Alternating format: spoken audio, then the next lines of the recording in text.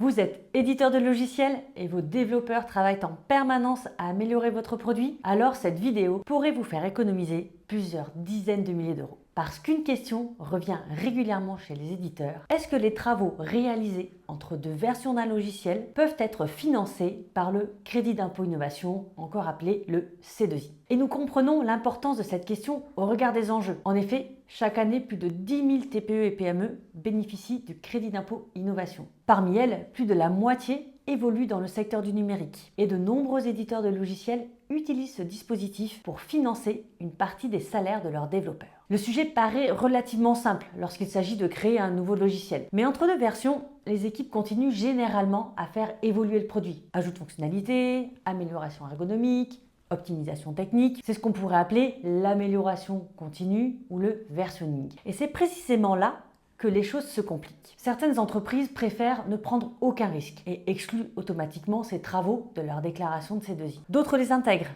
avec parfois des désaccords lors des contrôles fiscaux. Pendant longtemps, le sujet est resté flou. Mais en avril 2025, une décision de justice est venue apporter des réponses très importantes pour les éditeurs de logiciels.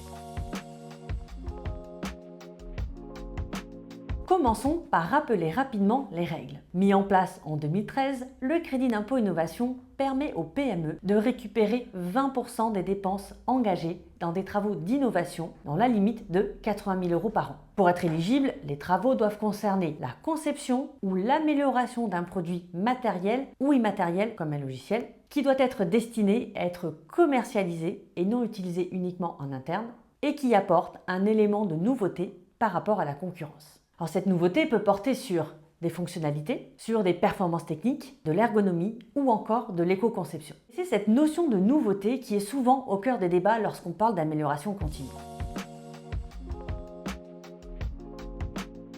Dans une logique agile ou DevOps, les logiciels sont souvent développés de manière itérative. Concrètement, le produit évolue en permanence à travers des cycles courts de développement qui vont permettre le déploiement rapide de premières versions, parfois incomplètes, mais qui permettent d'entamer une mise sur le marché. Dans la pratique, ces travaux itératifs peuvent inclure par exemple l'ajout de nouvelles fonctionnalités, la correction de bugs ou de failles de sécurité, les mises à jour de compatibilité avec des systèmes d'exploitation ou navigateurs qui ont évolué, l'amélioration de l'expérience utilisateur et des interfaces, ou encore le refactoring de code pour améliorer sa lisibilité ou sa modularité. Tous ces travaux relèvent de l'amélioration de produits. Mais sont-ils alors tous éligibles au crédit d'impôt innovation ?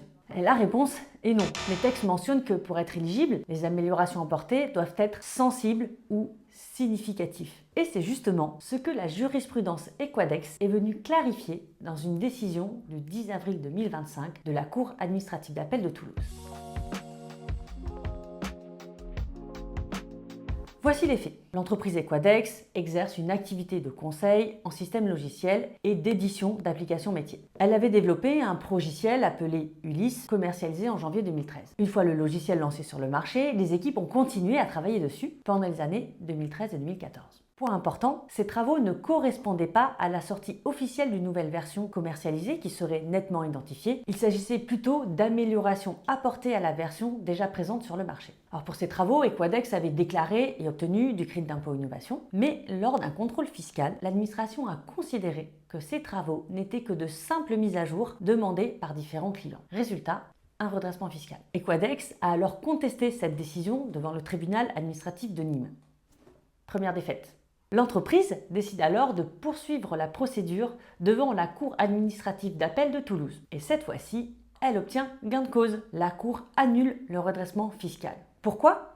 Parce qu'après avoir analysé les éléments techniques fournis par l'entreprise, notamment des maquettes et des démonstrations détaillées, la Cour estime que les travaux réalisés après la commercialisation du logiciel avait permis d'enrichir les fonctionnalités existantes, d'améliorer l'ergonomie et ainsi de créer de véritables nouvelles versions du produit. Selon la Cour, il ne s'agissait donc pas de simples mises à jour ou de travaux de maintenance, mais bien de développement substantiel. Parmi les exemples retenus figuraient notamment l'intégration de modules de saisie de contrat, l'intégration d'un module permettant la transmission automatique des chiffrages réalisés dans le cadre d'une visio-expertise. Ces évolutions ont été considérées comme suffisamment importantes pour qualifier les nouvelles versions du logiciel de produits nouveaux sur le plan fonctionnel et ergonomique. Autre point important de cette décision, c'est que la Cour est allée encore plus loin. Elle a précisé que le fait qu'une amélioration soit issue d'une demande client n'empêche pas automatiquement son éligibilité au C2I. Autrement dit, ce n'est pas parce qu'une fonctionnalité est demandée par un client qu'elle devient automatiquement de la simple maintenance. Si cette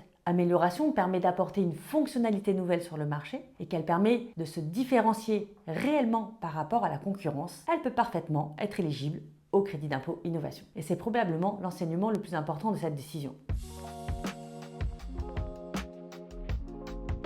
Pour qu'une amélioration logicielle, un versionning de logiciel, soit considérée comme éligible au C2I, elle ne doit pas correspondre à des mises à jour mineures ou des corrections de dysfonctionnement. Au contraire, les travaux doivent aboutir à une différenciation fonctionnelle, ergonomique ou technique, sensible ou encore significative. Le logiciel doit donc proposer des fonctionnalités que le marché ne propose pas encore au moment des travaux.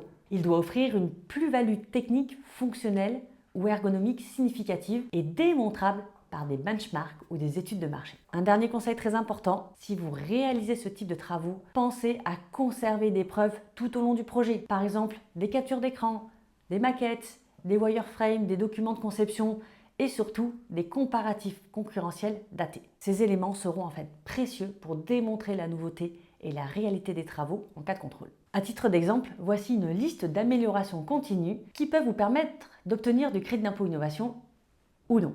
Correction de bugs ou amélioration visuelle, en général non éligible, si vous restez dans la maintenance corrective ou les évolutions mineures. Refactoring du code sans nouvelle fonctionnalité, non éligible. Même si le code est plus propre, il n'y a pas d'innovation visible pour l'utilisateur. Intégration d'une API Stripe pour les paiements, non éligible. Il s'agit de l'utilisation standard d'une solution déjà existante sur le marché. Ajout d'un chatbot IA reposant sur un traitement de langage propriétaire, éligibilité possible dans la mesure où l'intégration peut apporter une véritable innovation technologique sur le marché. Développement d'un moteur de recommandation personnalisé, éligibilité possible si elle peut apporter une différenciation fonctionnelle et algorithmique par rapport aux concurrents. La jurisprudence Equadex apporte un message clair. Le fait que vos développements s'inscrivent dans l'amélioration continue d'un logiciel déjà commercialisés n'empêche pas leur éligibilité au crédit d'impôt innovation. Ce qui compte, ce n'est pas le fait qu'il s'agisse d'une nouvelle commercialisation ou non. Ce qui compte, c'est que les travaux aboutissent à une véritable innovation fonctionnelle, technique, environnementale ou ergonomique par rapport à ce qui existe sur le marché.